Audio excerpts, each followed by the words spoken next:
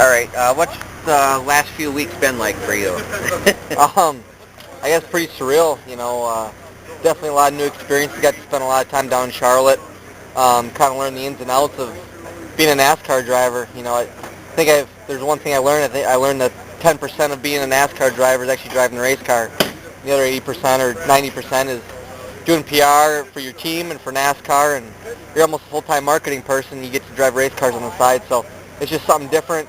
Not necessarily good or bad, but just something different that I'm gonna have to get used to. Okay. And have you actually driven the car? Driven the car yet? Not yet. Nope.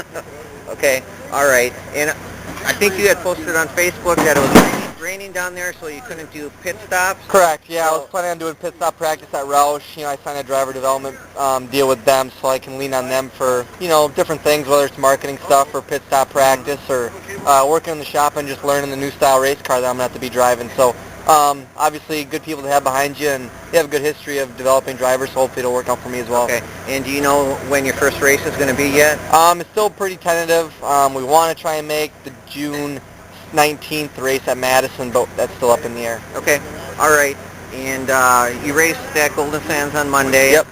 What's going to be your racing schedule in Wisconsin this summer? We're just, and we're going to try and finish out the Midwest Tour. Obviously, if we do run really good in the ARCA car, there might be some other opportunities that afloat, and it might restrict our racing around here. But as of right now, we have a pretty hectic super late model schedule and late model schedule around here. But that's definitely subject to change depending on how much the other stuff goes.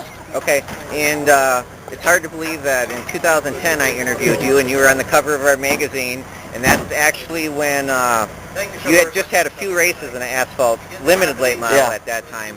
And this was a direct quote from you that you were just taking it basically day by day, and you wanted just to make sure that this is something that you wanted to do. When did you know that this is something that you wanted to do? Probably a few weeks after I talked to you, to be honest with you. So, I grew up with it since I was 9 years old. It's just been a part of my life. I sacrificed a lot. I didn't go out and party in high school and stuff. I was either at the shop or at the racetrack racing. So, looking back at it, I have zero regrets.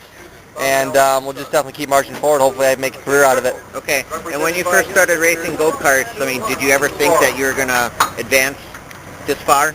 It started out as a hobby, but as we started performing well, wherever we went across the country, and then we jumped in the late model, and we started off doing pretty good in it, and it started to become a decent reality, and things kind of leveled off a little bit, plateaued in 2012, and it wasn't looking good, and then I got to deal with the team I'm with now, and we went from I went from being a nobody to the top super late model racer in the country, or one of them. So it's just amazing how things can change in just a couple of years. Now, I believe Dale Earnhardt Jr. tweeted something about you. What was your reaction when you heard about that? It was cool. Obviously I didn't expect it. I'm a Midwest racer. Grew up racing the Midwest. Everybody says you need to be down in the East Coast to get recognized in racing, but it's cool to know that all our accomplishments as a team and me as a driver have gotten recognized on the national level. All right. Anything else that you want to add? No, All right. Thank you for your time.